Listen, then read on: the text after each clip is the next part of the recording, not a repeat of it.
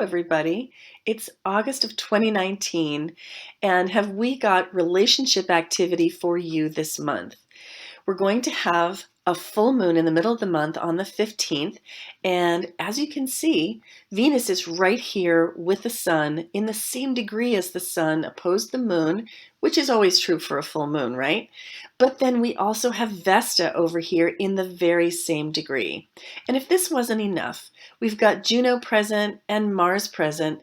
So this full moon is loaded with relationship themes. And after that Mercury retrograde and those eclipses we experienced last month, this is just going to feel so good.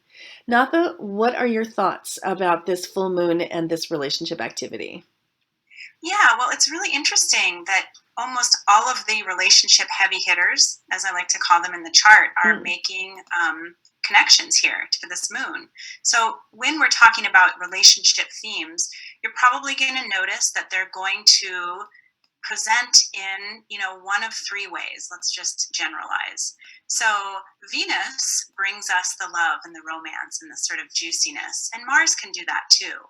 And Juno is primarily about longer term relationships.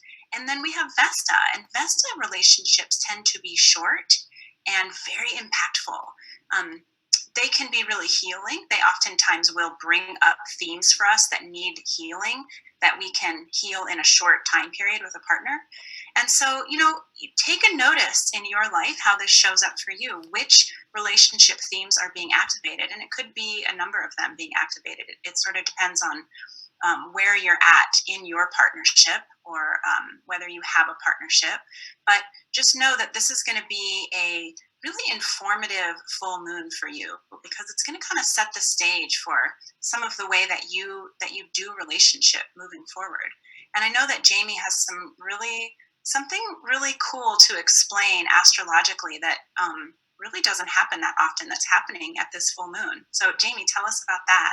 Yeah, this month we have something that I like to call Relationship Rapture Day. And what that is from a technical standpoint is that Venus conjuncts the sun. So it's in the same place in the sky as the sun, and it's moving forward, which we also call direct. And it's moving fast. So I call this Relationship Rapture Day because it's a signal that relationships can move forward quickly.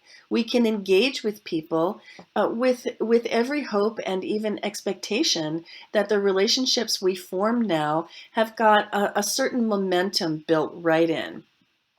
That this is tied into a full moon brings in themes of emotion, of real bonding, of real connectedness, and brings a sort of a wave of passion through these relationships. And Natha, you mentioned Mars. Mars brings a sexual feel, more of the driving sexual feel, whereas Venus brings the romantic feel to this new moon. Juno brings the possibility that relationships formed now could be committed, could be long-term. They have real potential that way. And so Juno takes it, you might say, broad or into the realm of duration, whereas Vesta brings it deep.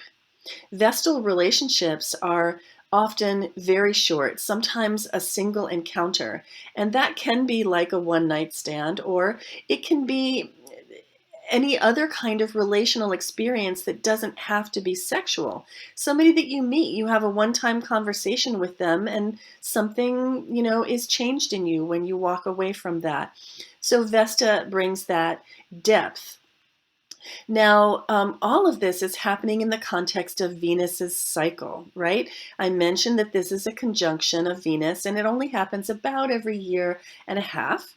And I want to show you on the page on our website, that on the Venus retrograde page, and I'll give you the link for that in the description here on YouTube. And there are these two diagrams that show you the previous Venus retrograde period and the upcoming Venus retrograde period, because right now Venus is poised right in between those two. It is completing the previous cycle and beginning the new one. So these diagrams have some really interesting dates where you might have noticed some kerfuffles, some upsets, some even maybe, a drunken midnight call to the ex, which is the sort of thing that can happen during Venus retrograde. Now, that was back in 2018, but there's another one coming in 2020, and right now we are poised in the middle. So, just to give you some context, I want to show you how this Venus cycle moves through time. I have this animated window open. It's set for August 1st of 2019, which is where we are now. Venus is conjuncting the sun. It's moving closer to it. And I have this set to move these two around the wheel rather quickly, one day at a time, so that you can see.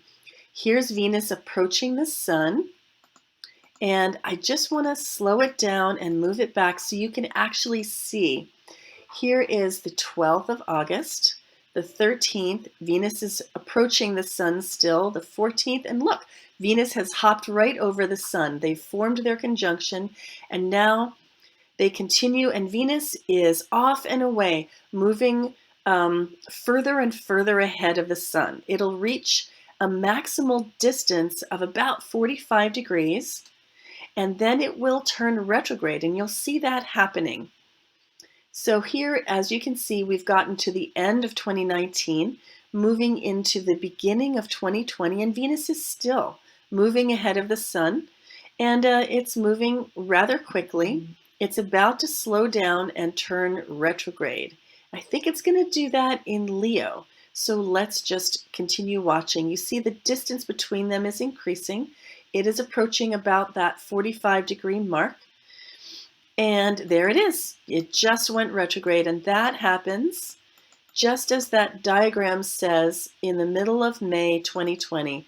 So here it goes, and this is going to take us to the other day in the cycle when Venus conjuncts the sun. And that one is called Relationship Clarity Day. So now you've seen Venus's whole path from the previous cycle to the upcoming Mercury Venus retrograde cycle, and you can see that it's complicated, and where we are right now is really, I have to say it, the best place to be. Now, while Venus conjuncts the sun moving direct, is the best time to form new relationships, and as Natha said, in the moon chart, you really can take your choice. Is it going to be love? Is it going to be commitment? Is it going to be depth and intensity and possible transformation? It's really up to you. So that's what we have for you today. Natha, did you want to add any further thoughts? I was just going to say, I really love how you wrapped that up and just made it so concise for us, because now we all have a plan. Well, I hope that everybody enjoys August, and we'll see you around the cosmos. Bye-bye. Bye.